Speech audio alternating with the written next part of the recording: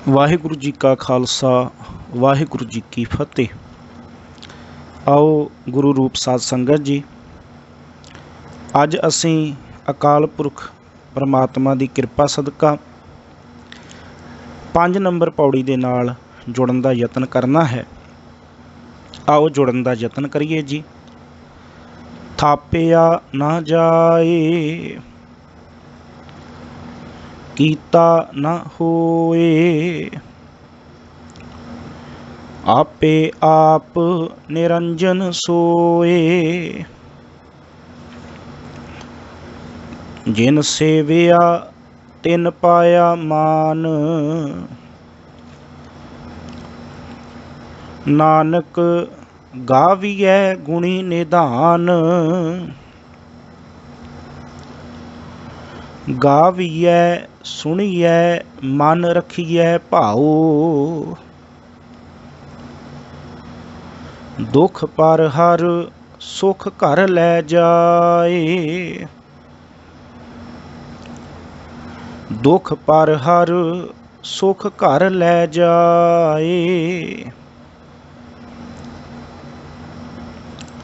गुरमुख नादं गुरमुख वेदं, गुरमुख रहिया समाई। गुर ईश्वर गुर गोरख ब्रह्मा, गुर पार्वती माई। जे हऊँ जाना आखा नाही, कहना कथन ना जाई। गुरा एक देह बुझाई,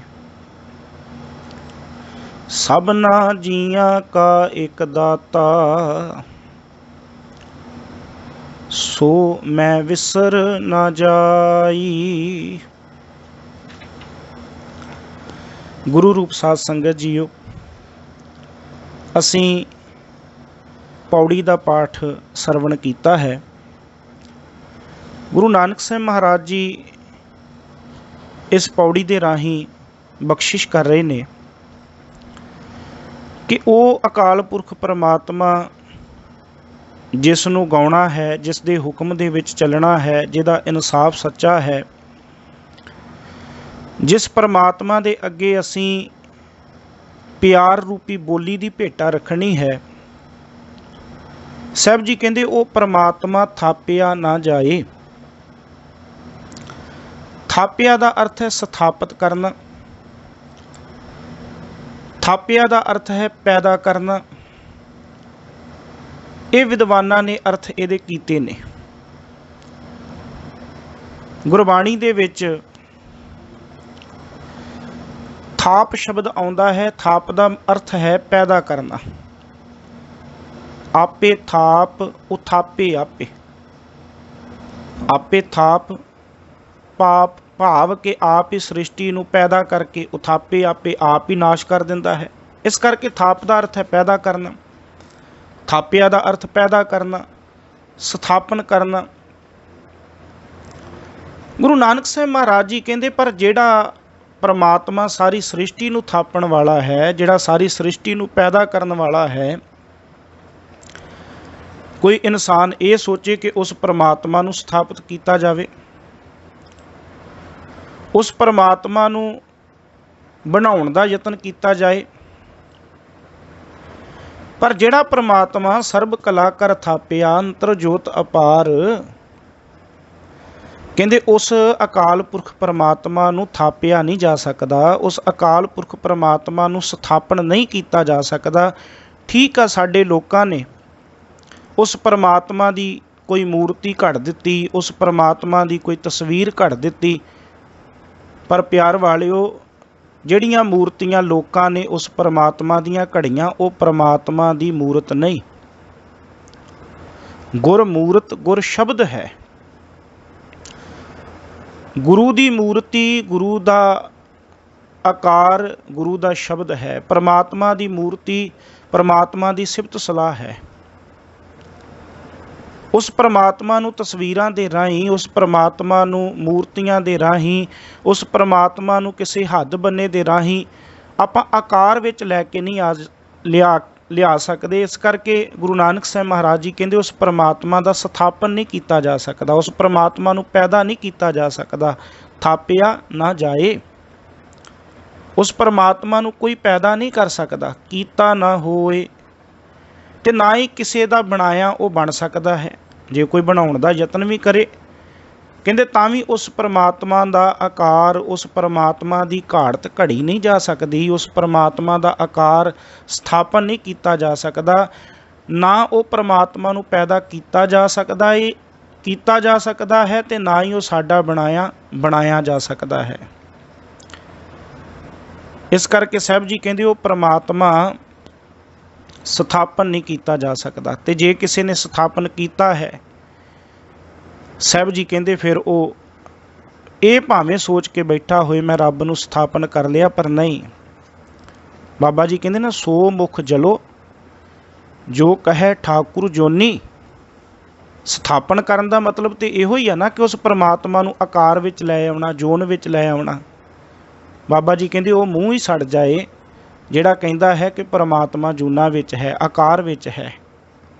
इस करके उस परमात्मा नूं स्थापन नहीं किया जा सकता। आपे आप निरंजन सोए, आपे आप ही आप, निरोल आप, निरंजन। निरंजन दे जदों असीं संधि छेद करांगे, निरंजन दे अर्थ ने निर कहंदे ने बिना, अंजन कहंदे ने सुरमे नूं, सुरमा कहंदे ने कालख नूं, कालख कहंदे ने माया नूं। भाव अर्थ लईए कि वो परमात्मा जिहड़ा है माया के प्रभाव तो रहत है, माया की कालख तो रहत है। उस परमात्मा के उत्ते माया का कोई प्रभाव नहीं। सब कहते आपे आप निरंजन सोए। वो परमात्मा माया तो निर्लेप है, वो परमात्मा जिन्हों स्थापन नहीं किया जा सकता, जिन्हों बनाया नहीं जा सकता। क्योंकि वो निरोल आप ही आप है, वो अपनी घाड़त आप ही घड़ सकता है। वो अकाल पुरख परमात्मा माया के प्रभाव तो परे है। जिन सेविया तिन पाया मान। ते गुरु नानक साहब जी कहते जिन्हां ने ऐसे परमात्मा नूं सेविया, भाव याद किया। इत्थे जिन दे नन्ने नूं सिहारी है, संबंधकी तौर पर जिन्हां मनुखां ने ऐसे परमात्मा नूं याद किया जिन्हों साडे द्वारा बनाया नहीं जा सकता, पैदा नहीं किया जा सकता, जिहड़ा परमात्मा माया के प्रभाव तो रहत है। ऐसे परमात्मा नूं साहब जी कहते जिन्हां ने याद किया, जिन्हां ने सिमरिया, तिन उन्हां ने पाया मान। कहते उन्हां ने अपने जीवन दे विच वडियाई पा लई। गुरबाणी दे विच मान शब्द जिहड़ा है ये प्रकरण के अनुसार अर्थ रखता है। कई थावां ते इसे स्वरूप के अर्थ अभिमान भी आउणगे, हंकार भी आउणगे। जिवें असीं पंक्ति पढ़ते हैं, मान ना कीजै शरण परीजै। उत्थे मान का अर्थ है हंकार, अभिमान। फिर कई थावां ते मान का अर्थ सत्कार, आदर वास्ते आवेगा। निमाने कहो जो देतो मान। इत्थे आया जिन सेविया तिन पाया मान। कई थावां ते मान का अर्थ मनण वास्ते भी आएगा, कई थावां ते मन वास्ते भी आवेगा। इस करके प्रकरण के अनुसार मन के अर्थ बदलते ने। जगत सुख मान मिथ्या, उत्थे मान का अर्थ है मन ला। जगत सुख मान मिथ्या, उत्थे मान का अर्थ मन। इस करके प्रकरण के अनुसार जिहड़े मान के अर्थ ने बदलते ने।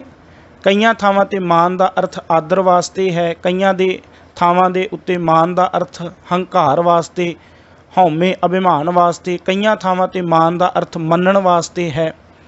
इस करके प्रकरण दे विच मान के अर्थ जिहड़े ने वो बदल जाते हैं।